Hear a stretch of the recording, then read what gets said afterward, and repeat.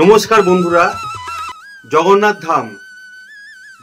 ধাম মানেই বাঙালির কাছে আবেগ পুরী, কিন্তু বর্তমানে পুরীর সঙ্গে যুক্ত হচ্ছে নতুন একটি নাম দীঘা। এখন বাঙালির আবেগ পুরীর সঙ্গে দীঘা। আর এই জগন্নাথ মন্দির দীঘায় উদ্বোধন হতে চলেছে অক্ষয় তৃতীয়ার দিন বুধবার।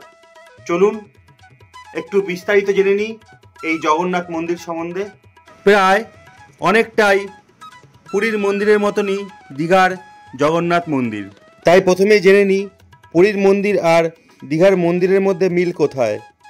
পুরীর আদলেই এখানে জগন্নাথ, বলরাম ও সুভদ্রার মূর্তি নিম কাঠের বানানো হয়েছে, যদিও পাথরের মূর্তিও থাকবে।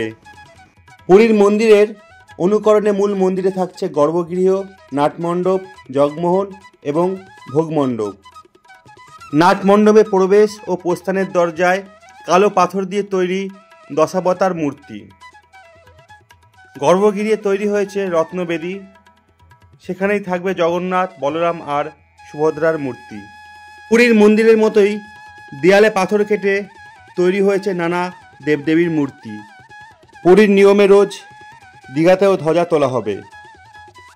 রথের সময় পুরীর মতো এখানেও রাস্তা পরিষ্কার করার জন্য সোনার ঝাড়ু ব্যবহার করা হবে।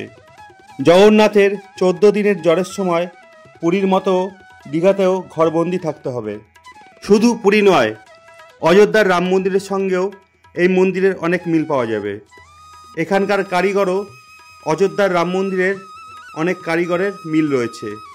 এই দুই মন্দির সামপুরা ঘরানায় গোলাপি বেলে পাথর দিয়ে তৈরি।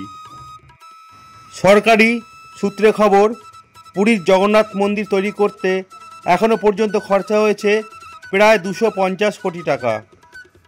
দীঘা স্টেশনের একদম পাশেই দেখতে পারবেন নবনির্মিত এই মন্দিরটি। মুখ্যমন্ত্রী মমতা বন্দ্যোপাধ্যায় 2018 সালে এই মন্দিরটি নির্মাণের ঘোষণা করেছিলেন। মন্দিরের উচ্চতা 65 মিটার, অর্থাৎ 213 ফুটের মতো। মন্দির নির্মাণে রাজস্থানের বংশী পাহাড়ের বিখ্যাত বেলে পাথর ব্যবহার করা হয়েছে। মূর্তি পূজা থেকে ভোগ নিবেদন সব কিছু পুরীর মন্দিরের আদলেই হচ্ছে দীঘার জগন্নাথ মন্দিরে।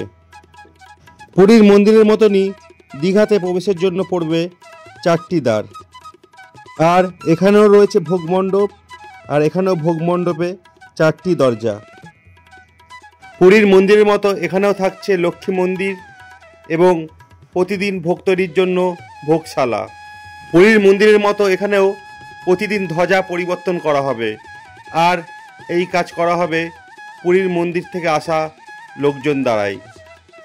দীঘায় চারিদিক লাইটিংয়ে ভরে উঠেছে, আর মাত্র একদিন বাকি নতুন মন্দির উদ্বোধনে। তাই দেরি না করে যত সম্ভব আপনারা চলে আসুন, নতুন মন্দির দর্শন করুন। আপনাদের কেমন লাগলো ভিডিওটি অবশ্যই কমেন্ট বক্সে কমেন্ট করে জানাবেন। জগন্নাথ দেবের ভক্ত হলে কমেন্ট বক্সে জয় জগন্নাথ লিখতে ভুলবেন না। আর সাবস্ক্রাইব করবেন, কারণ আপনাদের এক একটি সাবস্ক্রাইব আমাকে নতুন নতুন ভিডিও করার জন্য অনুপ্রেরণার জায়গায়। ভালো থাকবেন, সবাইকে ভালো রাখবেন। জয় জগন্নাথ।